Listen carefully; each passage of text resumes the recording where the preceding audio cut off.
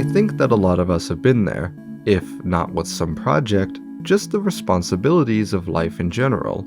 We need to do something, but it doesn't get done. It can really be a struggle when the motivation just isn't there. I recently played the indie game Insert Game Here, and I think it does a pretty good job of exploring this idea in kind of a fourth wall breaking way. The game begins with a menu screen made of cardboard. When you press play, the cardboard falls down to reveal an all-white area, completely empty except for a building off in the distance. As you walk towards it, you hear two voices begin to argue over code and error messages. It seems quite heated, like there have been many similar arguments before this. In the conversation, they reveal that they are working on a game, but progress is not being made. Then, it is revealed that let's call them Person 1 for now has uploaded the game to itch.io. Person 2 is shocked and says that they should delete it now. Person 1 responds that they can't, since they already have one download, which is of course referring to you, the player. We're able to get a few more details after this. The game that they are working on is an FPS, but only 3 levels are complete. To make things worse, all of the assets are gone. There are no assets for the game. Now they really start fighting and doing the blame game, all the while you are still approaching. Then they stop arguing for a moment to realize that there's a sound. You can see a little black box pop out for a second to look at you. Then Person 1 comes out with a chair. They have you sit down outside the cardboard building and wait.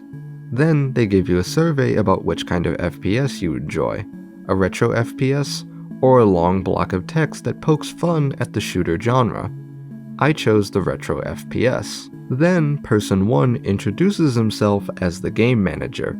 So my name is the game manager, and what I basically do is how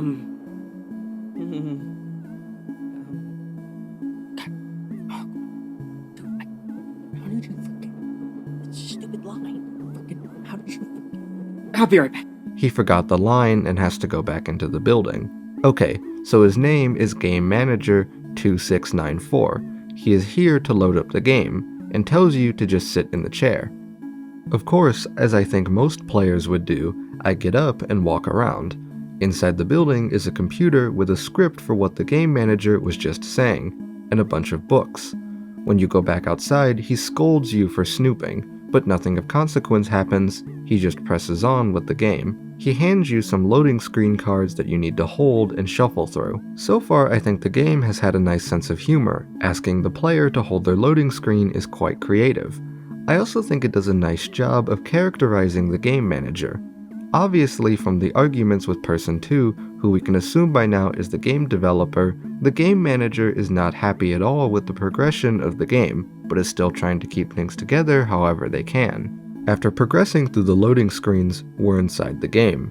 We have a shotgun and blast some creatures, shoot a few more creatures, and we get to the boss fight, the big creature. When we defeat them, the back wall then falls down to reveal the game manager running on a hamster wheel, supposedly to power the game. He runs off to try to fix things. We walk over to the game manager, where it looks like he dismantled the walls of his game studio in order to construct the game. He is typing furiously on his computer, trying to fix the errors that stopped the game from running. But something is going terribly wrong. The game collapses in on itself and glitches out. We are transported to a dark and empty space. The game manager cries out for us to find him. Once we find him, he starts walking off. We need to find the computer and troubleshoot the errors. Here he reflects on some of the things he probably should have done, like selling some of those books to buy more adhesive to hold the walls together, and keeping a better eye on the files. He says that managers who know what they're doing never end up here. Only a few have managed to escape, and they're one of the greats. He doesn't even come close. He reveals we're in the void because the game crashed, and the only way out is to fix the errors. That is, if it doesn't catch you first. It being a manifestation of your deepest, darkest fears. Well, who am I kidding? If it weren't for you, it would just be the same damn day all over again. Wake up, mess up the code to catch my game dev's attention, argue, and repeat. He also reveals that he messes up the game dev's code for attention. Initially, he did it to convince him to finish the game. Now, he does it to annoy him.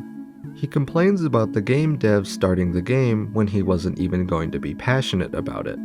Sometimes it feels like he's creating for others and not for himself. That's why he loses motivation. This has happened with many projects before. Even though this game is supposed to be a parody of an FPS, I actually liked the little FPS minigame. I thought it had a nice charm to it. It was a well-made Doom reference. The manager shows quite a bit of self-consciousness here, which I think a lot of creative people feel. It's easy when things go wrong to start listing all of the things you think you could have done better, to not give yourself any forgiveness. The void here could symbolize burnout or other pitfalls that projects can fall into. As we are walking, the It roars and starts approaching us. We start running. Then we get to the computer. You're given the gun and need to hold off the creature while he tries to debug the code. The creature approaches and you almost die, but just in time, he realizes that he forgot a semicolon somewhere in the code and it starts working. Now you're out in the open again. Then the game manager gets a call from the game dev. Did you mess with the code again? That's twice today. How convenient. You could have come in moments earlier and managed to Deus Ex Machina us both right out of here, but it doesn't matter anymore, I guess. The game dev is condescending, but eventually apologizes for the argument earlier. The game manager says that one way to apologize would be to finish the game, but the game dev says that he just doesn't feel connected to it anymore. The game manager criticizes this idea, saying that the game dev never felt connected to it, and that the game dev just jumps on bandwagons, and begs him for once to actually make something that he wants to make. This at first seems to convince the game dev, but ultimately ends up with him saying that he wants to make a subversive horror game that's 3D, that has hidden lore, and an aesthetic based on children's media. The game manager storms off, frustrated that the game dev completely ignored his message, but then comes back to do the credits. After walking off again, the game dev closes the game. This was a pretty short, around 40-minute game, but had a lot of charm to it and had a good message, that you should create things that you truly believe in. No matter how much you might try to pretend that everything is fine, it will fall apart if you don't truly have your heart in it. I think that now, more than ever, people look to the big hits, the popular games, and try to emulate those, seeking the same profits and fame as the originals, but without any of the passion that made those originals so good.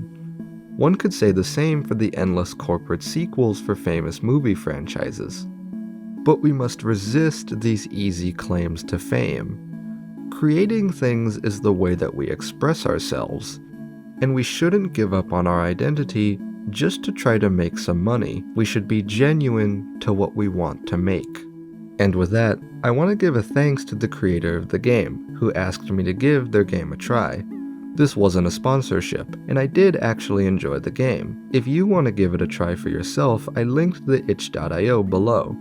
And if you're a game developer yourself, feel free to send me your game. I want to be an active part of the indie game community. Finally, thank you to my Patreon supporters. I hope you enjoyed the video, and see you next week.